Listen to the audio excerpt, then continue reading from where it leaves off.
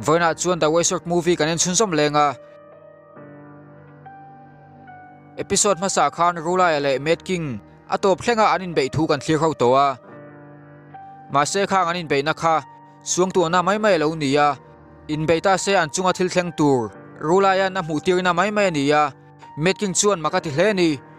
rula ya chuan chu thil chu a thil du chuan ni yama zota anin be na kha suang tu na ni ma se anin sual chuan a thleng dik ngei to na ni met king chu tho chuakin thia hlau lo thu asoya ama chu thina ni chuan lom taka pum tur thu asoya ni rula ya chuan mi hoi sen takani thu asoya ma se thina chuan enge hlokna nei azota ni rula ya chuan le lam hoi pain asura tele pathian ten melmak na chu kumsang telani to thu asoya atur tu po chirsen ani to lo thu sain mithi ta chuan hlutna an nei to lo thu asoya ni chu thu asoi lai chuan met king chuan a thian thaber siwa kha chuaka siwa thu sai je thin ani wang ani met king chu thu niam lein rula chuan asura te ne na an buina chu man lai thilani to thu asoya chu ti lai in asura te chuan an mani le mani an lain thareng thin thu asoya asura mi poi sai lo tam takin an thi pha thin thu asoya ni met king chu pathian te in ramna siangpui tur le chu mi nu chuan asura te kaldan thalo an thak dang lam theinan asura lal dang pathum te chu thaturin met king chu khila chu tiangan kal zel chuan asura te chuan an mani le mani anin ti chiat vek tur thu sain chu pathian te le asura te arola ven him theidan om chun ani thu asoya ni athu sai chuan met king ngai tu na chu ati thui hleya asura te kaldan thalo tak tur tu te zinga athian thaber po chu alo tel veya ami mangai te zong a chan vek to ni athian pa dam laya athu sai te chu kha chuakin lal alani tur thu le asura te kaldan thalo tak chu ala thak dang lam tur thu alo sei bok met king chuan in ramna siam tura vanan lu don chuan van spai ma tong te chu an pal tlang phot alangai tho thu soya ma se rula chuan athian thaber hne na thu lo thon to thu le van spai te chu anin nulen vek tur thu soya ni western general le aspai te ron langin asura te chu an lo la be meka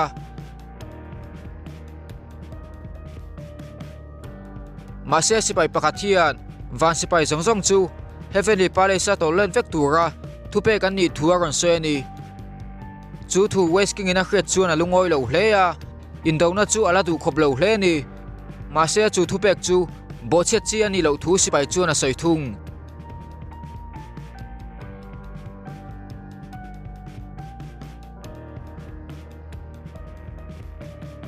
van sipai te chu man mo takin an tol leta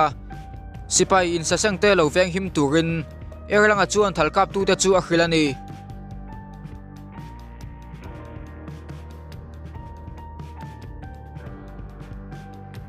isking po chuan sazina thupek chu makati hleya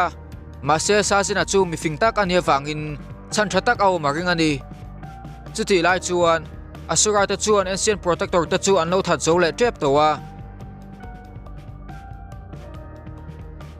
sipai tlan che te chu an ron zui le ngalani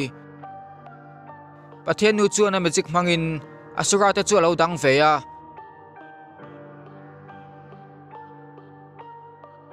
ma se hnu loka asil siam chu an ti che the ani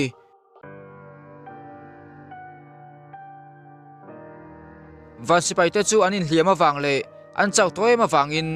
anin sa seng chak theilowa him taka van an thlen theinan pathian nu chuan thlantur dang anei to lo wangin a magic zongzong ala khoma atom nan ancient protector te chu akai thole ta vek ani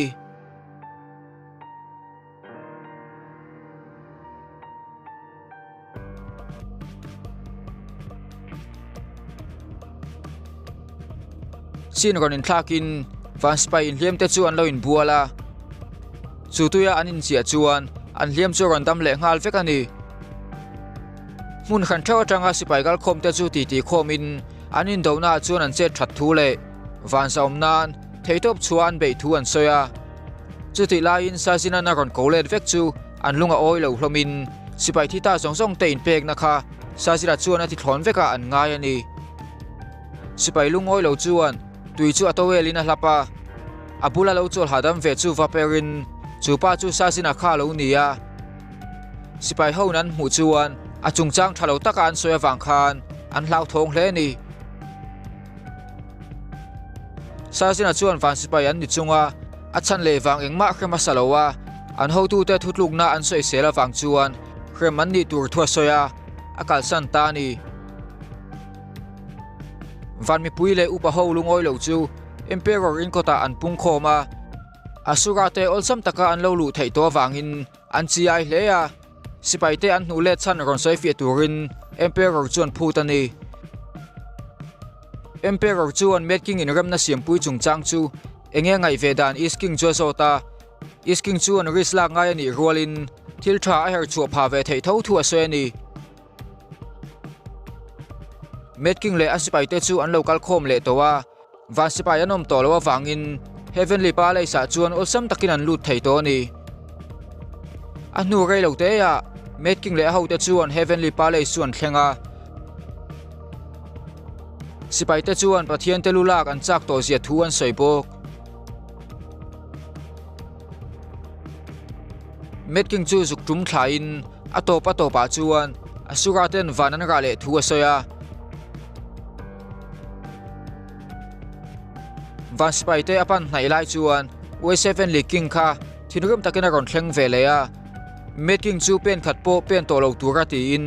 van sipai te chu an lo arwala asura tuma kaltlang ti ran tum lo ani west king chu in be in ring tak hian met king ma chuan avadinga ma se chu ti lai chuan eng mak tak hi a ron chuak thuta rula e kha ron thleng alo ni rula e chuan tuma chiai lo tura ti in met king ron kal chan chu in ramna siam turin ani thu asoya west king in alo khret chuan alungoi lo le pekhlea asura te ne na in ramna an siam lo tur thu asoya ni rula e chuan a thil tumber chu nunna chan an tam ma anin do na chu ti to pa ni thu asoya west king chuan in ramna siam ma se asura te chu rin ngam an ni lo thu alo soi ve thung sipai te po chuan west king chu thlopin an thian tam tak tha sak tu asura te chu in ramna siam pu yan du lo ani met king po chuan rula e chu athil tia achiang lo wa nga in van sipai te le asura te chu in beitumin an in pan hnaya rula e po chuan ti ngai na kha to lo hle ni ma se chu ti lai chuan emperor khan top turin na ron ti thuta sazina le is king nen khan ron thleng ve in sipai te chu thupe kala che tan duami a ron zota west king chu alo lungoi lo hle asura te chu an mu chak em van emperor chu an muta met king ma chuan ron ding in ramna chungchang chu seifela du thu a se ani met king chu alo ngoi renga wangin emperor chu an reng takin asura te le pathian ten melmak na chu voina tanga atop to thu a soya van sipai te po chu an khila hain asura te po chu an makan ti hle ni met king chu an emperor chu atin thuta pathian te chu an lo chi ai man hle ma se emperor chu an lo beng daya met king chu an thu soya po che chuan vana local le tur thu le heavenly palace chu thisena ti kha tur thu soya emperor chuan pathian te zong zong ma asura te be ma salo tura ain tiam thu alo soi ve bok met king in a thu soya hriat chuan ain hera a ho te hna chuan ti tur poi mo ta kan nei thu le asura thar an din tur thu soya chumi tur chuan asura lal dang pathum te a chau tur thu met king chuan a soya ni a thu soi chuan asura ho chu ati phur le hle ya met king chu aram sa thlok thei chunga han zuang kai le in athil ti tuma pathian te an ron in rol ve chuan anin ramna siam kha atop ngal tur thu soya an let le ta ni rula ya chu a tho veng sot ma se lau thon na la neya a chan chu met king in asura lal dang pathum te a hne langai ti hriat wang ani moral god le baulingi po khan lo clear ve in an tho lo veng sota a chan chu met king talin pathian te be to don lo wang ani ma se boina tharan nei le tian kha thaya anom huna tang chuan jailor tin eternal fire nei to ti le khovel le lama pan pui mek tian lo kha thaya eternal fire boi pui lo tura anin tiam vek nuwa jailor tin alo boi pui le tra la wangin moral god po chu alungoi lo hleya jailor dan tum chuan an kalta ni chuti lai chuan van sipai pakhathian asura lal pathumna pochia le hoten van anaron luve to thu sajina ron khilani pochia le a hote chu vana chuan lo thlokin pale islam chu an pan meka pathian te thavek chu an chak to hleni chuti lai chuan putar pakhathi building chunga lo lonin a move pakhat city wall an ti mangin pale chu a hung vekani mase pochia chuan a lo ngai ho hlea chuti ang bang mai mai na dan lo tur thu soin vasut che da tum zui ngal bok mase chung lama tangin bang chu aron chethuta metking khalo ni in pochia chu ron be tumani pochia po chuan makalo ti in pathian te tha chu an thil tum vekani thu lo soya mase metking chuan asura te kaldan thak danglam chu athil tumani thu lo soi ve thung pochia chu lo nuin metking chu angai ne playa pochia ho te po chuan metking che dan chu makan lo ti hleni metking chuan asura te chu pum khata siam tur thu le asura thara din tur thu soya akong lo dal tu chu tuma chu lo tur thu soi bok anu loka metking ho te po chu an ron thleng ve ya in malbe ti in an ron awrolani pochia ho te chuan makan lo ti hleya vana asura lal pani te lalna inchuin anin beyang tian lo ring phalawani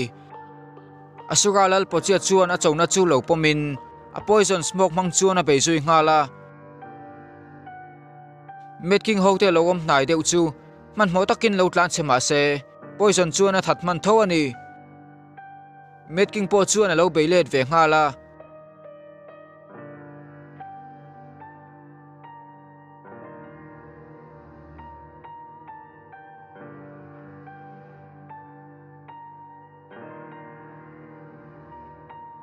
mase poche chuan lo bum zelin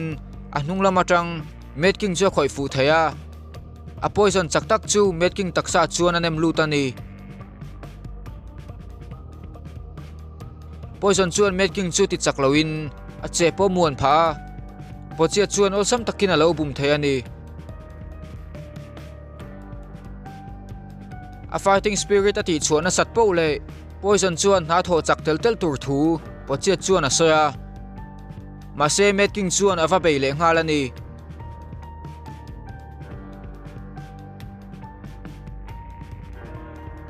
a che po ron pa ngai le to wang le a chak lo pha me lo wangin poche po chuan makati hleya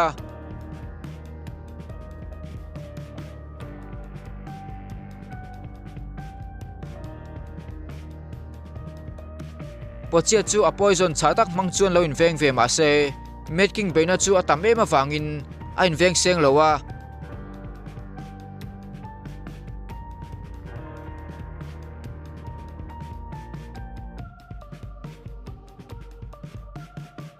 atak sa tang chuan thiron chuakin metking chuan a ron beile ngal bok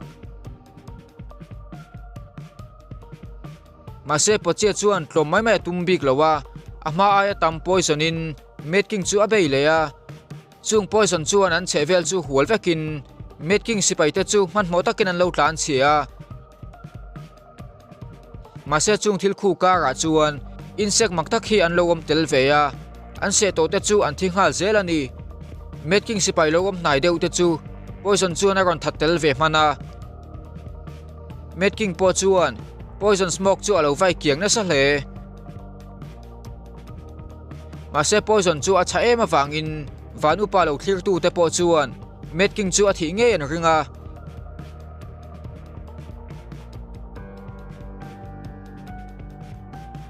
insect te chuan metking po chu an ron se ve bok metking chuan a puar la khomin chung poison zong zong chu ati kiam vek theya ama po chu ron lang le thei to in poison wang chuan a lo chau mel hleya mase chu chuan metking fighting spirit chu ron ti chuakin a ron ding chuak leya ale tam takin a chak pha bokani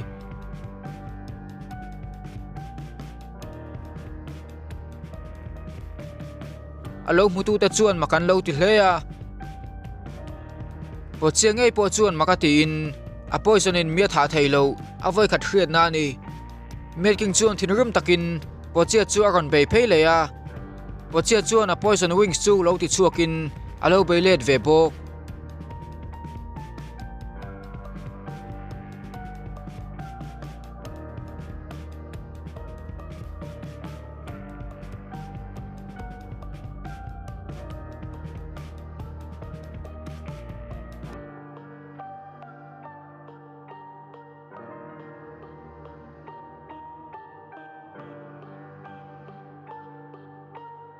mà sẽ bị na chu met king chuan a magic mangin a lo dang vek theya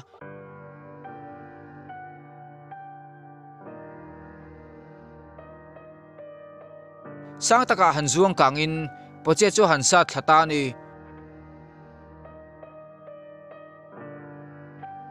met king chu in chunga chuan han zuang kai veya poche chu che thei ani to lo wangin a ho te chu an lo hlau thong hle ni met king chuan asura lal dang panhi te pon an ron zui ve wat tur thu poche chu khilin alua tan sakta ni a ho te chu an lo lom hle ya an lal chu an chuang hle ni mà sẽ bớt chế hậu te chu an khila hai hle ya eng tin nge anom zelang an kha thiam lo ani chu thi lai chuan lal nu khan va panin tu na tang chuan an lal chu met king ani ve to tur thua va khila asura tharan siam tur thua sei bok bớt chế hậu te po chuan an lo pom hala a chan chu asura te chuan a chak ber hnung an zui thin wang ani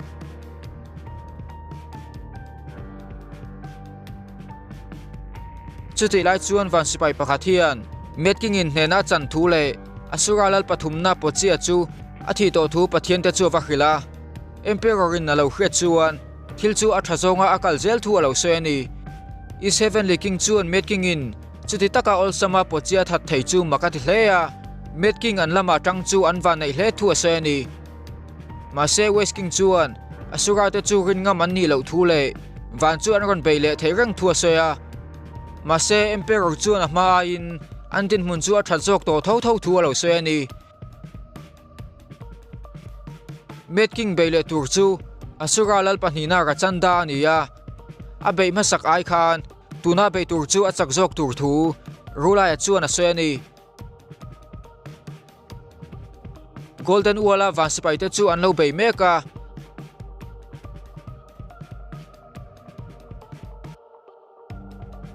chuti lai chuan met king le a ho te kha va thleng ve in rachanda chuan met king in pochia thatti kha lo khadai towa lalnu chuan sipai te chu ale tir vek ani rachanda chuan met king chu kokin engwangin nge pathian te lama tran na zota met king chuan pathian te lama atran lo thu soin athil tiang kim chu asura te malam hunata na ni thu asoya episode 35 chu top ta ni